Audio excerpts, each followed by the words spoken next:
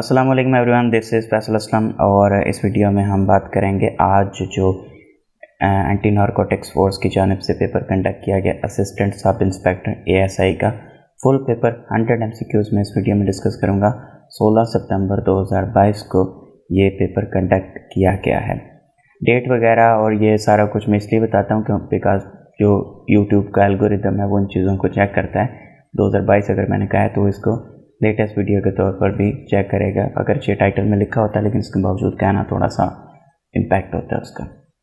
तो अगर आपको हमारे जनरल नॉलेज के नोट्स चाहिए, ये सारी चीज़ें उसमें शामिल होंगी। NF के, SF के पास पेपर्स चाहिए, PPSC के पास पेपर्स चाहिए, FPSC के पास पेपर्स चाहिए, ये जो सारी चीज़ें लिखी हुई हैं ये चाहिए, तो आप सिंपल सा मेथड है 0336 7160 399 पे 200 रुपीज़ ईजी पैसा सेंड करके मुझे इसी नंबर पे रसीद जो है वो उसके स्क्रीनशॉट सेंड कर दें और मैं आपको व्हाट्सएप पे तमाम PDF नोट्स जो हैं वो सेंड कर दूंगा। ये मैं बताता इसलिए हूँ, ओबियसली आपका टेस्ट हो गया, जो अभी देख रहे हैं उनका टेस्ट हो चुका है, लेकिन नेक्स्ट जो 6 माह बाद 1 साल बाद दोबारा ये पोस्ट्स आएंगी और वो पास पेपर्स चेक करेंगे यूट्यूब पे, उनको ये वीडियो नज़र आएगी, तो उनको अपनी प्रिपरेशन के लिए जो नोट्स अगर चाहिए होंगे तो वो हमसे रब्ता कर सकते हैं। बिकॉज इस वीडियो में भी काफ़ी सारे MCQs हमारी वीडियो से, हमारे नोट्स में से आए हुए थे। तो नेक्स्ट टाइम अगर आपने प्रिपरेशन करनी हो इन पोस्ट्स की तो आप हमारी वीडियोस भी देख सकते हैं जो फ्रीली यूट्यूब पे चैनल पे अवेलेबल हैं, और उसके साथ साथ आप PDF में हमारे नोट्स भी ले सकते हैं जिनका आप प्रिंट निकलवा के उन वीडियोस को रिवाइज़ कर सकते हैं। तो इसलिए मैं ये बताता हूँ। अच्छा, इसमें जो सिलेबस इस पेपर के अकॉर्डिंग जो सिलेबस है वो इंग्लिश के 20 पूरे क्वेश्चंस दिए हुए थे, इस्लामियात के 20 क्वेश्चन इसमें शामिल थे इस पेपर में, पाकिस्तान अफेयर्स के 12 MCQs थे जो कि सिर्फ पाकिस्तान अफेयर्स के यानी कि 1947 से लेकर अब तक के मामलात के वो MCQs थे। इंडो पाक हिस्ट्री और चंद एक जनरल नॉलेज के क्वेश्चन जो जनरल थे वो 12 के करीब थे। जियोग्राफी के 14 MCQs इसमें पूछे गए थे। एवरीडे साइंस के सिर्फ 2 MCQs थे और जॉब रिलेटेड वहीं फिक्स जो 20 MCQs होते हैं वहीं थे। ठीक है, तो सबसे पहले इंग्लिश का पोर्शन हम देखेंगे कि इंग्लिश में कौन कौन से MCQs पूछे गए थे। Let us not wallow in the valley of despair. Wallow का मतलब होता है डिलाइट। जैसे आप इस सूर को देख रहे हैं, ये कीचड़ के अंदर मस्तियाँ कर रहा है, डूब के, मतलब जो कुछ भी इसका अपना खुशी का अंदाज़ है वो सेलिब्रेट कर रहा है। तो टेक्निकली यहाँ पे वॉलो बनता नहीं है लेकिन मतलब यही है। You are staggered by the police brutality. Brutality का मतलब होता है क्रूलिटी, जुल्म। पुलिस की जो जुल्म है, पुलिस का जो जुल्म है उसको देख कर हैरान रह गए तुम। The crooked places would be made straight. Curved places, crooked का मतलब होता है टेढ़े मेढ़े। इसका एक और मतलब जो नेगेटिव टर्म्स में लिया जाता है वो ये भी हो सकता है, एक ऐसा बंदा जो कॉन मैन हो, चालाक हो, शातिर हो, धोखा देने के लिए मशहूर हो, तो उनको सीधा किया जाएगा। The young man was in a very precarious state, dangerous situation. जिस तरह ये बंदा यहाँ पे बैठा हुआ है तो ये काफ़ी डेंजरस स्टेट के अंदर मौजूद है। The young man was delighted to watch the spectacle. आपने एक लफ्ज़ सुना होगा, कोई चीज़ जब उसकी तारीफ़ करनी हो तो आप कहते हैं इट वॉज स्पेक्टेकुलर, यानी कि वो देखने से ताल्लुक़ रखती थी, देखने लायक थी। तो स्पेक्टेकल का मतलब होता है साइट, देखना। इसका एक और मतलब ऐनक भी होता है, आपकी जो ग्लासेस होती हैं उनको भी स्पेक्टेकल्स कहा जाता है। The pavement thronged with pedestrians. Pavement का मतलब होता है फुटपाथ, चलने की जगह, पैदल चलने वाले लोगों की जगह। पेडेस्ट्रियंस कहते हैं पैदल चलने वालों को। थ्रोंग्ड का मतलब भरी हुई थी, क्राउड था उसके ऊपर। ठीक है, पेवमेंट के ऊपर लोगों का, पैदल चलने वालों का क्राउड था। Choose the correct sentence, I dare not stop him. Usually जो इस तरह के कोट्स होते हैं, जो अकवाले ज़र्री होते हैं, I accept reality and dare not question it. तो यहाँ पे इस तरह के जो कोट्स होते हैं उनको सर्च करके आप इन लफ्ज़ों के स्ट्रक्चर को जहन में ईजीली याद रख सकते हैं। Choose the correct sentence. Ali said that the earth revolves around the sun। Usually इसमें होना ये चाहिए, अगर ये एक यूनिवर्सल ट्रूथ ना होता तो इस इनडायरेक्ट सेंटेंस इस तरह बनता, Ali said that earth revolved around the sun. लेकिन चूँकि ये एक यूनिवर्सल ट्रूथ है तो इसलिए इनडायरेक्ट सेंटेंस के अंदर भी रिवॉल्व्स ही लगेगा, एज इट इज़ पूरा सेंटेंस बोला जाएगा। Ali said that the earth revolves around the sun, Ali said that sun sets in the west. Choose the correct sentence, he was as rich as he is today. वो कल भी उतना ही अमीर था जितना आज अमीर है। Choose the correct sentence, I help you and you will succeed. ये इसका राइट ऑप्शन बनेगा। Choose the correct sentence, he received the letter yesterday. They take exercise daily. अच्छा, ये क्वेश्चन देख के मुझे भी थोड़ी हैरत हुई थी। Take, taken, have taken, will take, were taking, कि एक्सरसाइज टेक तो नहीं की जाती। फिर मैंने सर्च किया और मुझे भी थोड़ा सा इन्फॉर्मेशन मिल गई कि जब एक सिंपल जनरल सी जेंटल एक्सरसाइज है तो उसके साथ हम यूज़ करते हैं टेक एक्सरसाइज। अगर मल्टीपल छोटी छोटी एक्सरसाइजेस हों, लाइक रनिंग, जॉगिंग, उसके साथ आप जंपिंग कर रहे हैं, उसके साथ आपने पुशअप्स कुछ निकाले हैं 2-4, उसके साथ आपने सिटअप्स निकाले हैं 1-2, तो उसको हम कहते हैं डू एक्सरसाइज। 2-4 मल्टीपल जो एक्सरसाइजेस हैं छोटी छोटी, उनको इकट्ठा करके आप कर रहे हैं डू एक्सरसाइज। एक सिंगल एक्सरसाइज है, जेंटल एक्सरसाइज है, then we should use take exercise. और यूज़ एक्सरसाइज तब हम यूज़ करते हैं जब कोई बहुत ही इंटेंस एंड हैक्टिक एक्सरसाइज हो, जिसमें ज़्यादा आप यूँ कह लें खून पसीना बहा दें, उस वक्त हम यूज़ करते हैं use exercise. They use exercise daily, they do exercise daily, they take exercise daily. तीनों चीज़ें यहाँ पर लग सकती हैं। The patient had died before the doctor came. Doctor जब आया उस वक़्त मरीज़ मर चुका था। तो इसको इस तरह के सेंटेंसेस को जब आप उर्दू में कन्वर्ट करके देखते हैं तो आपको बेटर समझ आता है। हैड जो है यूजुअली चुका था के मीनिंग में आता है। डॉक्टर केम, जब डॉक्टर आया, द पेशेंट हैड डाइड, उस वक़्त तक पेशेंट मर चुका था या मर गया था। What are you doing now? Simple सा सेंटेंस है। Would that I were a king. Would that जो है ये एक ख्वाहिश के मीनिंग में आता है, एक विश के मीनिंग में आता है। आप यूँ कह लें कि ये एक ख्वाहिश है, एक इम्पॉसिबल सी सिचुएशन है, तो इसलिए आई के साथ यहाँ पर वर लगेगा। ये होता तब भी वर, शी होता तब भी वर, इट होता तब भी वर, तो इन सब के साथ वर लगेगा। कुछ थोड़ी सी एक्सप्लेनेशन कि कहाँ पर वर और कहाँ पर वाज लगना है वो सामने पिक्चर में दी हुई है, आप इसको एक दफ़ा देख लीजिएगा, नेक्स्ट टाइम आपको कन्फ्यूजन नहीं होगी इसकी।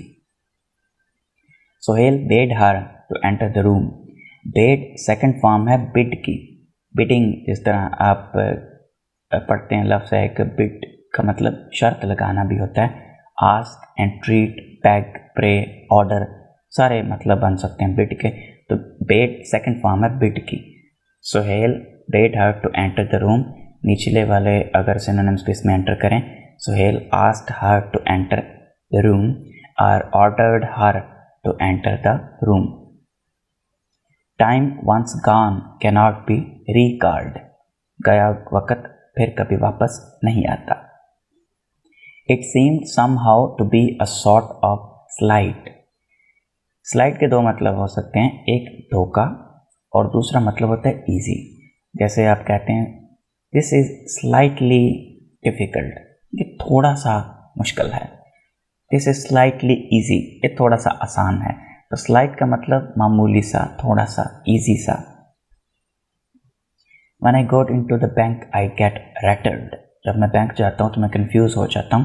रैटल स्नेक आपके सामने मौजूद है, इससे आप रैटल का मतलब आसानी से याद रख सकते हैं। इसकी जो दुम होती है वो उसमें से आवाज़ आती रहती है, वो वाइब्रेट करती रहती है। तो जो बंदा कहीं जाकर वाइब्रेट पे लग जाता है, कंफ्यूज हो जाता है, परेशान हो जाता है, उससे आप याद रख सकते हैं रैटल का मतलब क्या होता है। My voice was sepulchral sorrowful. हमारी जो सिनोनिम्स की वीडियो थी उसका एक स्क्रीनशॉट यहाँ पे आपके सामने दिया हुआ है। सेपल्चरल पहले PPSC में आ चुका है, वहाँ से मैंने उठा के उस सिनोनिम की वीडियो में दिया था। मोर्नफुल इसका मतलब है, सॉरोफुल, मोर्नफुल दोनों मतलब सेम है। उसके बाद नेक्स्ट हमारे पास जो पोर्शन आता है वो इस्लामिक स्टडीज़ के क्वेश्चंस का है। अच्छा, अगर आपने ये पेपर दिया है तो आपको पता होगा इसके ऊपर लिखा हुआ था इंटरमीडिएट लेवल। तो जो इंटरमीडिएट की इस्लामियात की 11th क्लास की बुक है उसमें से मैंने ये सामने स्क्रीनशॉट लगाए हैं। लिटरल मीनिंग ऑफ अक़द आर टू टाई। लफ्ज़ अकीदा अक़द से बना है जिसके माने हैं बांधना और गिरा लगाना। ये 11वीं की इस्लामियात की जो किताब है उसके एक पेज का स्क्रीनशॉट आपके सामने लगा हुआ है, बिकॉज इसने सारे के सारे इस्लामियात के क्वेश्चंस फर्स्ट ईयर की जो इस्लामियात की बुक है वहाँ से उठाए हैं, बिकॉज ऊपर लिखा हुआ था कि इंटरमीडिएट लेवल का पेपर ये होगा। Staunch and fixed beliefs of human beings are known as same. वहीं एक ही जो पैराग्राफ है उसके अंदर से 2 MCQs इसने उठाए हैं। आगे देखें, इंसान के पुख्ता और अटल नज़रियात को अकायद कहा जाता है। वहीं इसी चीज़ को उसने इंग्लिश में लिखा, staunch and fixed beliefs of human beings are known as अकायद। Beliefs rule people's heart and brain. ये अकायद उसके दिलो दिमाग पर हुक्मरानी करते हैं। ये भी उसी में से, मतलब एक पैराग्राफ में से 3 MCQs आए हैं इस पेपर में। अगर आपने वो फर्स्ट ईयर की इस्लामियत की बुक पढ़ी होती तो ये इजीली, वैसे भी आसान ही है, इतना मुश्किल नहीं है। एग्जाम्पल ऑफ अकीदा इज गिवन एज सीड। उसी किताब का स्क्रीनशॉट है। अकीदे की मिसाल एक बीज जैसी है और अमल इस बीज से उगने वाला पौधा। Self respect to human kind is granted by तौहीद। इसी किताब का स्क्रीनशॉट, अकीदा तौहीद इंसान को इज्जत नफ्स अता करता है। ये एक सजदा जिसे तू गिरां समझता है, 1000 सजदों से देता है आदमी को निजात। यानी कि जो तौहीद है उसमें यह है कि एक अल्लाह को मानने वाला हज़ारों लोगों के सामने हाथ फैलाने से बच जाता है, क्योंकि वो सिर्फ अल्लाह पर यकीन रखता है। The person of which faith is not narrow minded. जो अकीदा तौहीद पर कायम होगा वो नैरो माइंडेड नहीं होगा। अकीदा तौहीद का कायल तंग नज़र नहीं होता। ये भी उसी किताब का screenshot. The teachings of Quran are comprehensive. Quran मजीद एक ऐसी जामे किताब है जिसमें हर पहलू पर रोशनी डाली गई है। Comprehensive book. In which Hijri year the fasting was made obligatory. 2nd हिजरी। नमाज का फ़र्ज़ हुई वाक़या मिराज के मौका पर। रोज़ा का फ़र्ज़ हुआ 2 हिजरी। ज़कात का फ़र्ज़ हुई 3 हिजरी।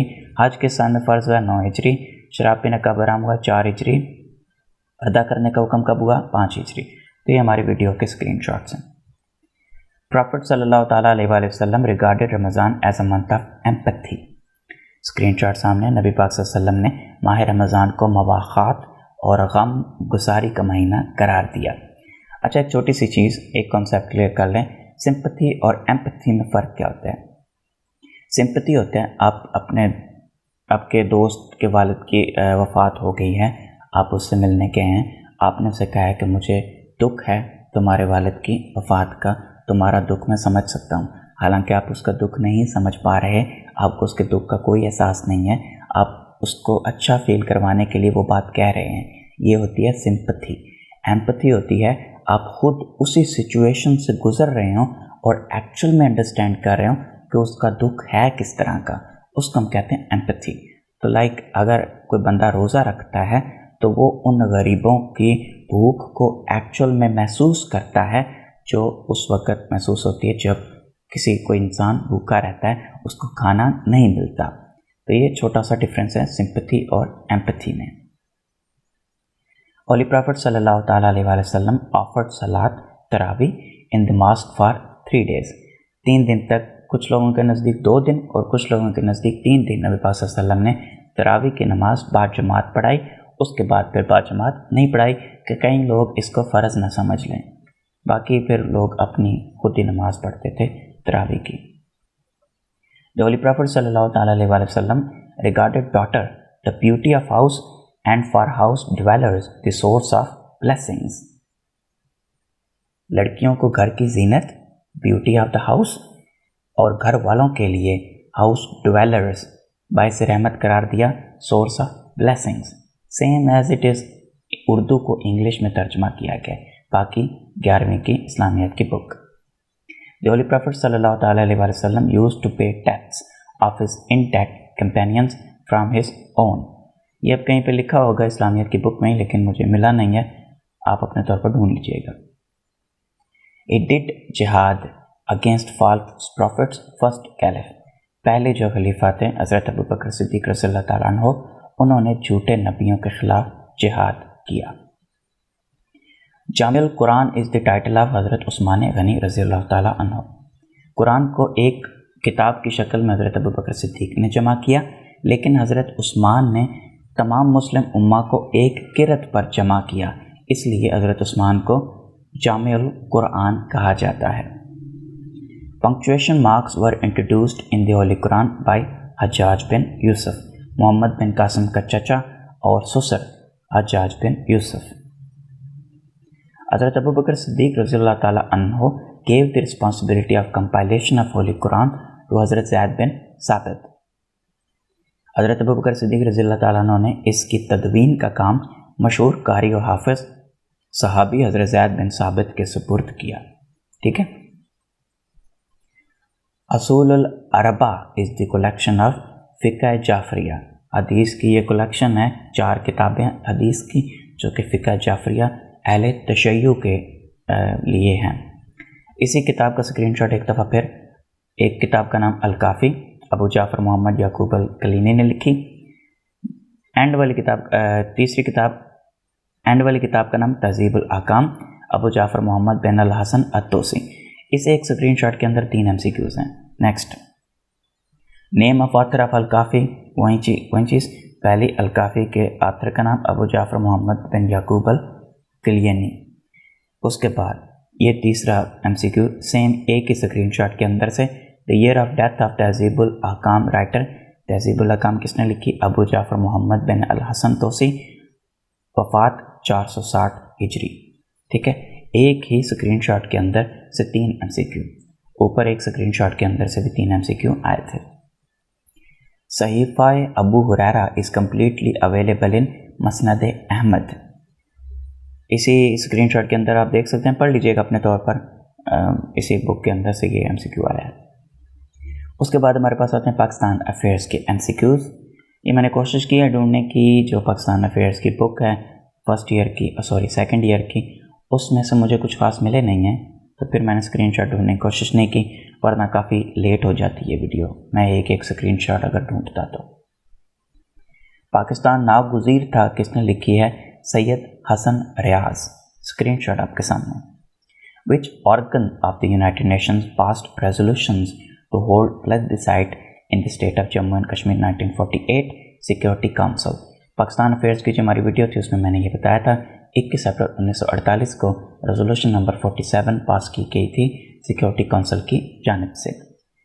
फर्स्ट जो रेजोल्यूशन पास की गई थी कश्मीर के टॉपिक पर सिक्योरिटी काउंसिल की जानिब से, ये दोनों MCQ एक ही पेपर में आए हुए हैं, तो अगर आप थोड़ा सा वेट करें तो अगले MCQ में आपको पिछले MCQ का आंसर मिल जाएगा। 17 जनवरी 1948 को रेजोल्यूशन नंबर 38 पास की गई थी। उसके बाद 27 जनवरी 1948 को रेजोल्यूशन नंबर 39 भी कश्मीर के ऊपर ही पास की गई थी। उसके बाद अप्रैल 1948 में रेजोल्यूशन नंबर 47 भी यूनाइटेड नेशंस की सिक्योरिटी काउंसिल ने कश्मीर पर ही पास की थी। Distance of state of Junagadh from Karachi was 500 kilometre, और प्रिसाइसली 511 किलोमीटर है, पर 500 ही कह लें इसको। First prime minister of Pakistan was Liaquat Ali Khan, definitely. Constitution of 1956 was implemented on 23 March. अच्छा, इसमें तीनों लिखे हुए हैं। 23 मार्च 1956 को 1956 का कॉन्स्टिट्यूशन इम्प्लीमेंट किया गया। 8 जून 1962 को 1962 का कानून नाफिज किया गया आइन। 14 अगस्त 1973 को 1973 का कॉन्स्टिट्यूशन इम्प्लीमेंट किया गया। First martial law was imposed by general Ayub Khan in 1958, 7 October 1958। Number of houses of मजलिस शूरा इज़ 2। कल की वीडियो मैंने आपको बताया था, क्योंकि कल की वीडियो में जो कांस्टेबल की थी उसमें अमेरिका की पार्लियामेंट का पूछा गया था, उस वक्त मैंने आपको पाकिस्तान का भी बताया था। तो आज पाकिस्तान का पूछा गया। मजलिस शूरा के 2 हाउसेज हैं, ऐवान बाला जिसको हम सेनेट कहते हैं और ऐवान ज़ेरी यानी लोअर हाउस जिसको हम नेशनल असम्बली कहते हैं। इसीलिए हमारी मजलिस शूरा को बाई कैमरल कहा जाता है। 2 हिस्से हैं इसके, 2 हाउसेज हैं। Tenure of members of senate is 6 years। Senate के ऊपर एक मैंने डिटेल वीडियो बनाई थी, इसके इलेक्शंस कैसे होते हैं, किस तरीके कार के तहत होते हैं, वो वीडियो भी हमारे चैनल पे कहीं पे मौजूद होगी। Gulab Singh purchased Kashmir from the British for just 75 lakh. 75 lakh में गुलाब सिंह ने कश्मीर ख़रीदा था। ये भी हमने आपको अपनी मुख्तलिफ वीडियोज़ में बताया हुआ है। A person will called the occupied territory on his domicile if he has resided in Jammu and Kashmir for 15 years। 15 साल तक आप कश्मीर में रहें तो फिर आपको उसका डोमिसाइल मिल जाएगा। अगर आप वहाँ पर पढ़े हैं तो फिर 7 साल में मिल जाएगा। अगर आपने 10वीं और 12वीं के पेपर दिए हैं तो फिर आपको फ़ौरन मिल जाएगा। What is the percentage of water in the winter season for the rabi crop of which Pakistan will be deprived of by the Bagleha Dam? 26% पानी जो है पाकिस्तान का कम हो जाएगा सर्दियों में रबी क्रॉप के लिए अगर बगलेहा डैम बन जाता है तो। उसके बाद इंडो पाक एंड जनरल नॉलेज के कुछ MCQs पूछे गए थे हिस्ट्री के related. Allama Muhammad Iqbal delivered his famous Allahabad address in 1930। Shimla delegation met with viceroy lord Minto in 1906। इसमें लॉर्ड मिंटो ने मुसलमानों को मशवरा दिया था कि आप अपनी एक तंजीम बनाएं, एक सियासी जमात बनाएं, उसके बगैर आपका कोई फ़ायदा नहीं है। First president of Muslim League was sir Aga Khan सोम, Aga Khan 3। In how many provinces did Congress form its governments in 1937? 7। 11 सूबों में से 7 सूबों में कांग्रेस ने गवर्नमेंट बनाई। मुस्लिम लीग ने किसी भी सूबे में कोई गवर्नमेंट नहीं बनाई। इतनी सीटें नहीं मुस्लिम लीग ने जीती थी कि किसी सूबे में गवर्नमेंट बना सके। Shimla conference was held in 1945। Shimla delegation, Shimla conference और शिमला एग्रीमेंट 3 मुख्तलिफ चीज़ें हैं।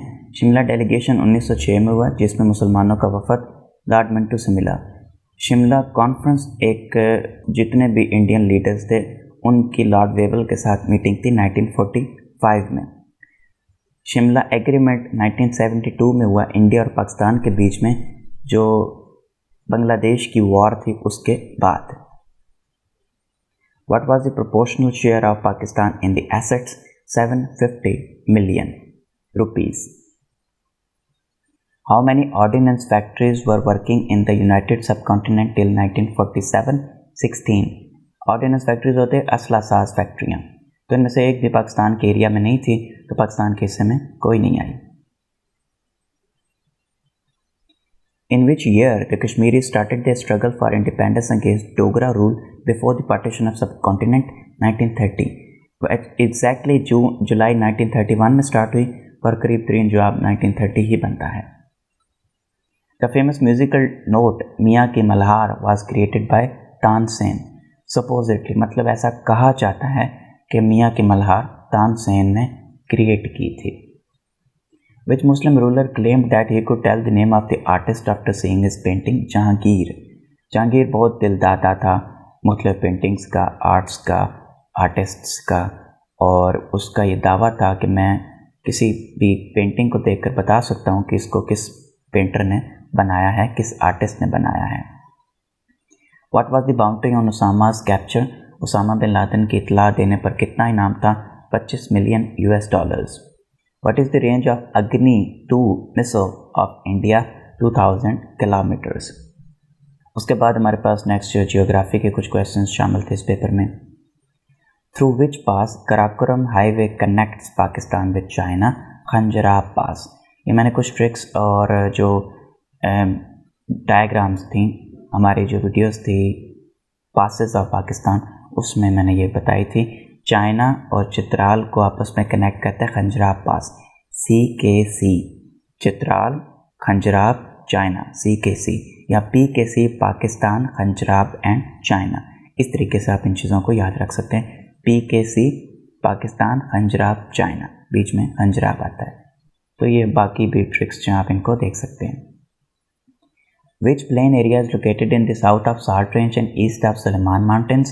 Upper Indus Plain, जो कि मेनली पंजाब का एरिया है।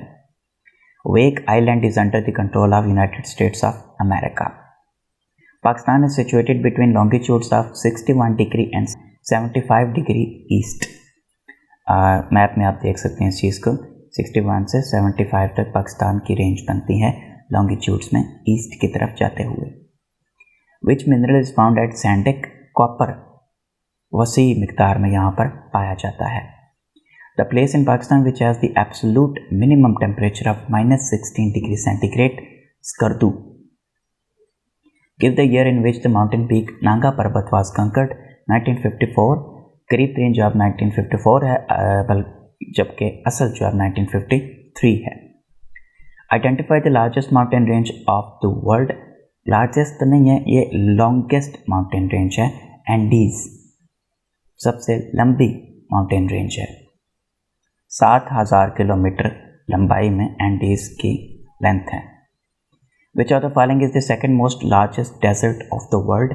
अरेबियन डेजर्ट, अरब का जो सहरा है, Saudi Arabia, Yemen, Oman, UAE, Qatar, Kuwait वगैरह, ये सारे उसमें शामिल हैं। Gilgit Baltistan borders Uyghur autonomous region of Sinkiang या जिंगजियांग, ये जो गिलगित बल्तिस्तान के साथ सूबा लगता है चाइना का, उसको सिंकियांग उर्दू में या जिंगजियांग इंग्लिश में कहा जाता है। The dam inaugurated in October 2020 by Sindh government in Nagar Parkar district Thar Parkar is Kalidas dam. ये हमने आपको जो नवंबर 2020 की वीडियो थी करंट अफेयर्स की, उसमें बताया था। 29 अक्टूबर 2020 को इनॉग्रेट किया था कालिदास डैम नगर पार्कर सिंध में, CM सिंध ने। ठीक है। Rachna Doab is located between two rivers which are Ravi and Chenab. पिछले साल जो ANF का सब इंस्पेक्टर का पेपर हुआ था 2021 में, उसमें बारी दोआब का पूछा गया था और इस दफ़ा रचना दोआब। तो रचना में दो लफ्ज़ हैं, रा और चना। रा का मतलब रावी, चना का मतलब जनाब। Pakistan pleads that Thalwag doctrine is only applicable to navigable rivers। थोड़ा सा बैकग्राउंड समझ लें। पाकिस्तान का जो कराची के करीब इंडिया के साथ बॉर्डर है, वो थोड़ा सा डिस्प्यूटेड है। आप पिक्चर में देख सकते हैं सर क्रीक, एक दरिया की तरह की जो ट्रिब्यूटरी है वो गुजर रही है यहाँ से। उसके पीछे इंटरनेशनल बॉर्डर है, एक्सेप्टेड है। यहाँ पे सिंध और रन ऑफ कच्छ का जो एरिया है, इसमें सर क्रीक के मामले पे पाकिस्तान और इंडिया के बीच में थोड़ा इख्तलाफ है। जो ग्रीन लाइन आपको नज़र आ रही है, डॉटेड लाइन, पाकिस्तान कहता है कि बॉर्डर यहाँ पर है और इंडिया का इस दरिया के ऊपर कोई हक नहीं है, जबकि इंडिया कहता है कि बॉर्डर जो है वो रेड लाइन वाला है और जो बॉर्डर है वो दरिया के बीच में होना चाहिए। आधा दरिया हमारी तरफ, आधा दरिया पाकिस्तान की तरफ। पाकिस्तान कहता है सारे का सारा दरिया पर हमारा हक है। अब थैलवग डॉक्ट्राइन ये है कि अगर किसी दरिया, इस तरह का कोई इख्तिलाफी दरिया होगा दो मुल्कों के बीच में, तो वहाँ पर अगर नेविगेबल रिवर है, उसमें से कश्तियाँ गुजर सकती हैं, जहाज़ गुजर सकते हैं पानी के, तो उसको आधा आधा तकसीम किया जाएगा दोनों मुल्कों में। पाकिस्तान कहता है कि ये नेविगेबल है ही नहीं, यहाँ से कश्तियाँ या जहाज़ नहीं गुजर सकते, इसलिए थैलवग डॉक्ट्राइन एप्लीकेबल नहीं होता यहाँ पे और सारे का सारा दरिया हमें मिलना चाहिए। इसकी इंपॉर्टेंस सिर्फ इतनी है कि यहाँ पे मछलियाँ कसीर तादाद में होती हैं, तो वो पकड़ी जा सकती हैं और उससे मछेरे जो हैं वो पैसे कमा सकते हैं। इंडिया जो है वो ये चीज़ नहीं चाहता, वो कहता है कि आधा आधा तकसीम करें दोनों मुल्कों के बीच में। ये थोड़ा सा इशू है यहाँ पर। Which is the largest lake in the world? Caspian sea. हमारी वीडियो का स्क्रीनशॉट आपके सामने है। Largest lake is the Caspian sea. उसके बाद सिर्फ 2 MCQs एवरीडे साइंस के थे। कांस्टेबल के पेपर में 2 MCQ कंप्यूटर के थे, इसमें एवरीडे साइंस के 2 MCQs थे। When a gas turns into a liquid, the process is called condensation। ये MCQs भी हमने आपको बताया हुआ है हमारी जो एवरीडे साइंस की वीडियो है। उसके अलावा बाकी प्रोसेसेस जो हैं वो इस वीडियो में जो पिक्चर लगी हुई है उसमें आप देख सकते हैं, आपका कॉन्सेप्ट क्लियर हो जाएगा। Yeast used in making a bread is a fungus. उसके बाद हमारे पास आते हैं ANF के रिलेटेड जो MCQs पूछे गए थे, जो ANF की एजेंसी के रिलेटेड या उनके एक्ट्स के रिलेटेड क्वेश्चंस थे। Pakistan narcotics board was set up in 1957। Anti narcotics force was raised in 1995। पिछली दफ़ा भी ये पूछा गया था, 2021 के जो ANF का पेपर था ASI का, उसमें सेम क्वेश्चन आया था। What is the rank of DG ANF major general.